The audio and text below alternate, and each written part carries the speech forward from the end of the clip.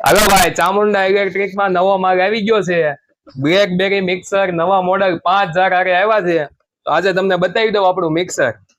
જો આ જ્યુસ માટેનો 1000, પાછો જ્યુસ માટે બીજો 1000, પછી સ્ટેનલેસ સ્ટીલ માં પ્યોર એકદમ હેન્ડલ વાળા જાર, લોકલ નહીં ને વજન એકદમ જોરદાર.